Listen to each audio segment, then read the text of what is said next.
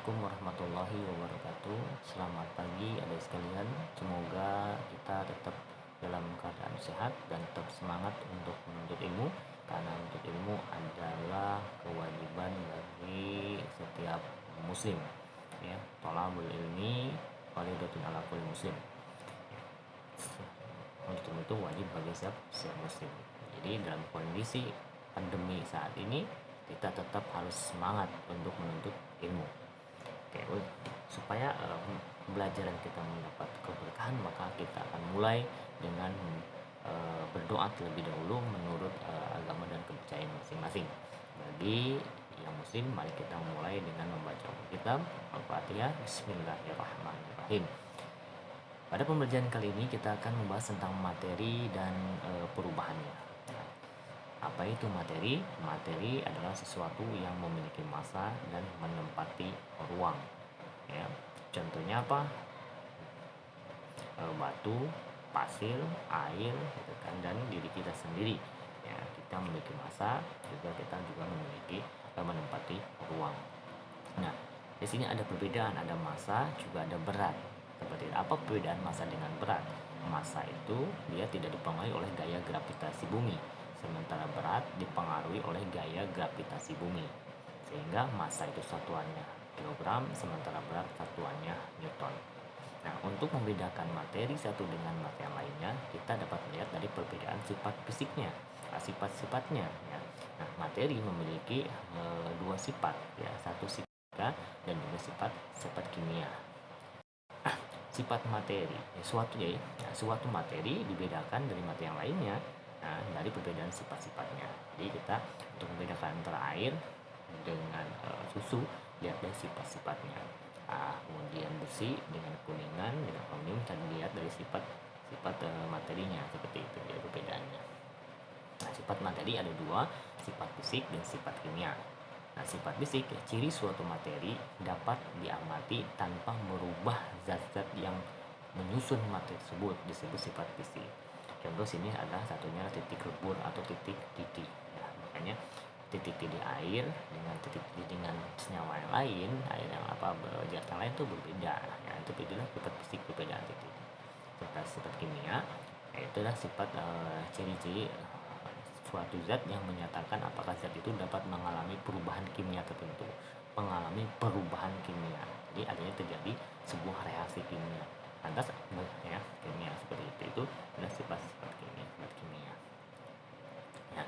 Selain memiliki sifat materi itu, materi juga mengalami perubahan seperti itu. Jadi materi mengalami perubahan bentuk dari bentuk satu menjadi bentuk berikutnya. Nah, dikatakan bahwa perubahan materi adalah perubahan sifat suatu zat atau materi menjadi zat lain. Nah, kemudian perubahan materi digolongkan menjadi dua, ada namanya perubahan fisika dan juga perubahan kimia. Nah, perubahan fisika, dikatakan perubahan fisika, suatu materi mengalami perubahan fisika, yaitu perubahan zat yang hanya berupa penampakan fisik, seperti perubahan wujud, bentuk, atau ukuran, juga pencampuran atau pemisahan campuran. Nah, dengan lain, perubahan fisika tidak menghasilkan zat baru. Contoh, air berubah menjadi es. Itu kan air itu senyawa kimianya H2O, es batu pun sama H2O, hanya berubah dari sisi wujudnya saja, dari cair menjadi padat, tapi tetap H2O, tidak berubah seperti itu. Nah, adapun perubahan kimia, perubahan ya, zat sebelum bereaksi berbeda dengan zat jadi ketika zatnya sebelum bereaksi itu berbeda setelah dengan zat yang telah reaksi. Nah, itu ya contohnya di sini adalah pembakaran bahan bakar bensin, senyawa kimia C8 H8 C8 H18O C8 H18 atau oktan dibakar menghasilkan CO2 dan H2O. Bensin C8H18 setelah dibakar, setelah bereaksi dengan pembakaran, hasilnya CO2 dan H2O. CO2 dan H2O berbeda dengan C8H18, itu namanya perubahan kimia. Nah, untuk mengetahui suatu apakah terjadi suatu reaksi kimia, gitu kan, kita dapat melihat dari 4 ciri. Pertama, adanya perubahan warna. Ketika suatu reaksi terjadi, kemudian menimbulkan perubahan warna, maka telah terjadi suatu reaksi kimia. Contohnya apa? karat besi, korrosi besi mengalami korosi, terjadi perubahan warna. Kemudian yang kedua adalah adanya perubahan suhu. Jadi ciri-ciri suatu reaksi kimia terjadi ketika ada perubahan suhu. Ya, contoh namanya pemanasan air panas dan sebagainya. Nah, kemudian ciri yang ketiga adalah adanya terjadinya endapan, pembentukan endapan. Jadi ketika kita mereaksikan antara zat satu dengan zat kedua, tiba-tiba nanti di bawahnya ada endapan, maka telah terjadi reaksi kimia. Nah, yang terakhir adalah pembentukan gas. Ketika kita reaksikan antara satu zat dengan zat lainnya, kemudian tiba-tiba muncul suatu gas, maka telah terjadi reaksi kimia. Jadi itu ciri-ciri terjadinya suatu reaksi kimia. Nah, kita bisa lihat perubahan kimia dalam kehidupan sehari ya. Kita lihat dalam lingkungan sekitar kita. Yang pertama adalah pembakaran sampah dan yang lainnya. Kemudian tadi korrosi besi, itu adalah perubahan kimia dalam kehidupan sehari yang bisa kita temukan dari sekitar kita. Jadi memang aplikasinya dapat dilihat seperti itu. Kemudian materi pun selain punya sifat, punya guna mengalami perubahan, juga materi digolongkan ke dalam dua kelompok. Satu namanya zat tunggal, dua namanya campuran.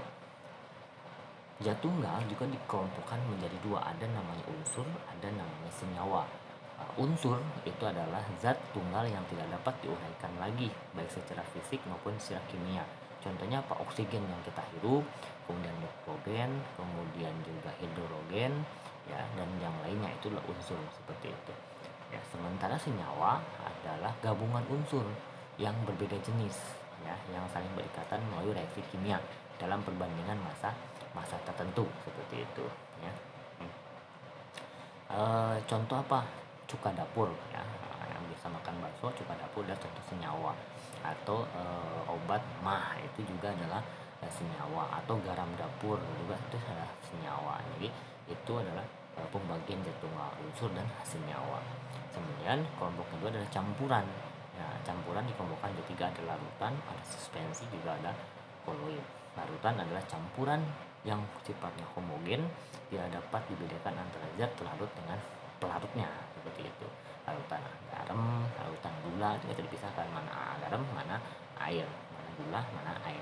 Sementara suspensi adalah campuran heterogen, dapat dibedakan antara komponen satu dengan lainnya menggunakan mikroskop ultra.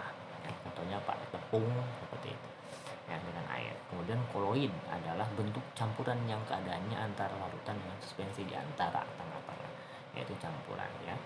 Demikian pembahasan materi dan perubahannya, ya, semoga ya, sekalian bisa memahaminya atau melakukan pencarian lebih lanjut terkait dengan materi dan perubahannya. Dia bisa melakukan browsing, ya, menjelajah internet dan mencari sumber-sumber referensi yang lain untuk memperkuat pembahasannya, dan semoga bermanfaat.